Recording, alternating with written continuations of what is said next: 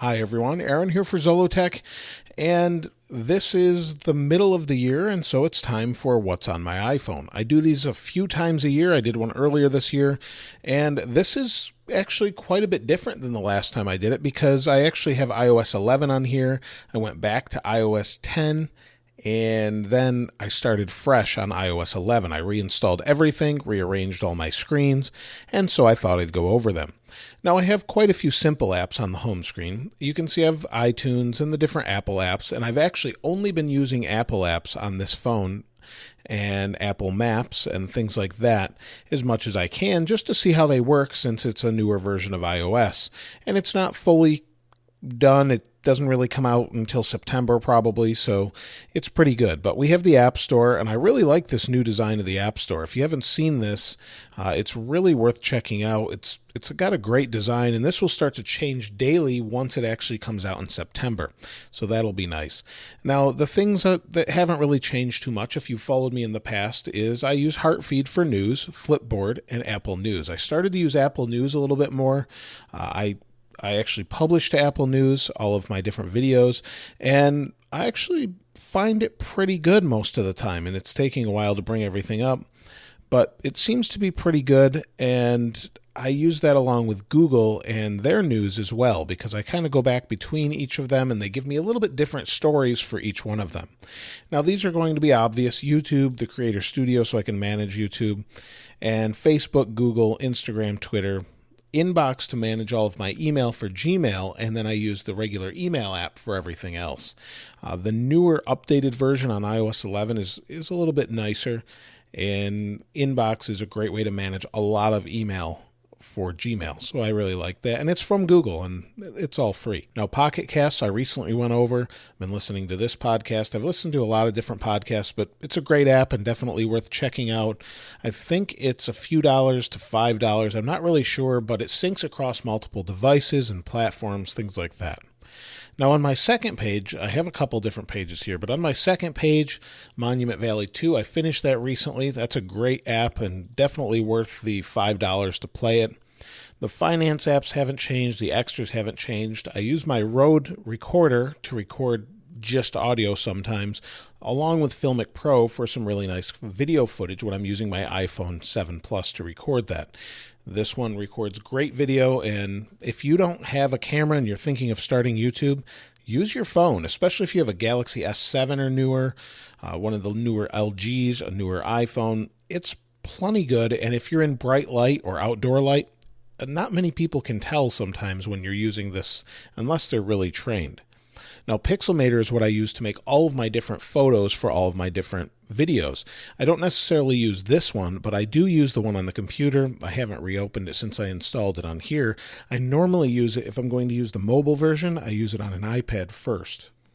So when I use it on an iPad, it makes it a little bit easier, and it's just nicer to have a bigger screen. But it's fully functional here as well, and sometimes when I'm on the go and I don't have anything else, I use it on here.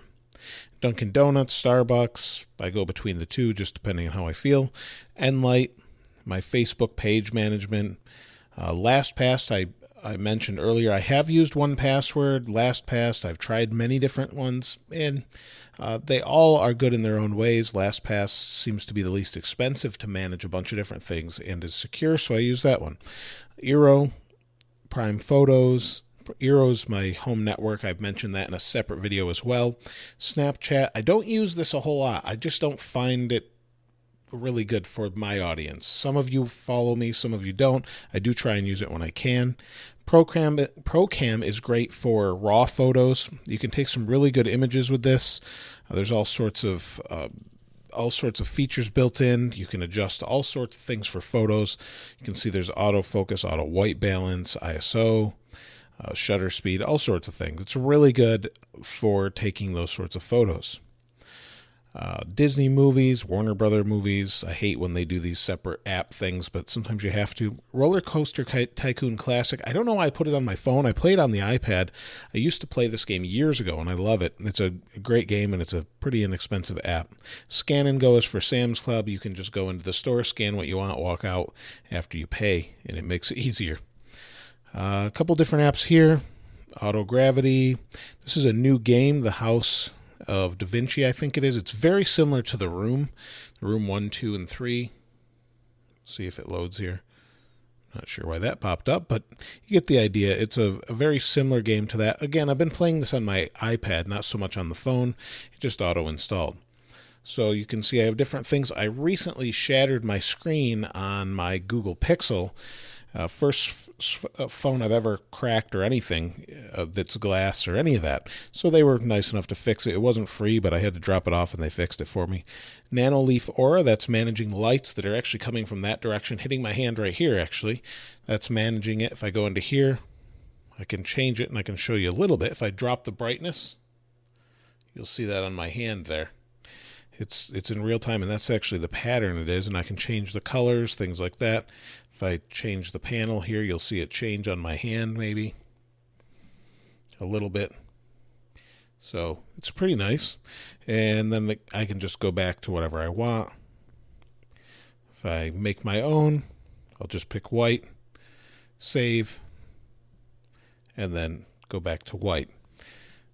It's pretty good. It's a great way to manage lights, and they're pretty inexpensive, and you can put them in any configuration you'd like. I really like those. The feedback app, of course, Geekbench, things I use, Fly Delta, and nothing too exciting going on here. I deleted a lot of apps, and I'm always looking for new apps. Of course, we have the new Files app, which is great. A great way to manage your different files on your iOS devices, and that will be much more useful when it's across all different platforms and things. But that's pretty much it for what's on my phone. I use Wallet a lot and Maps a lot. But let me know your favorite apps in the comments below. If you haven't followed me on Instagram, Twitter, Facebook, I'll leave those there as well in the comments or here on the screen so you can see it. And I love to hear some suggestions of new games or utilities or different apps you think would be helpful.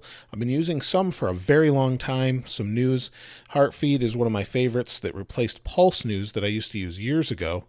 And that's about it. But I'm always looking for new apps, so if you have some great suggestions, let me know in the comments below. If you haven't subscribed already, please subscribe and like. As always, thanks for watching. This is Aaron. I'll see you next time.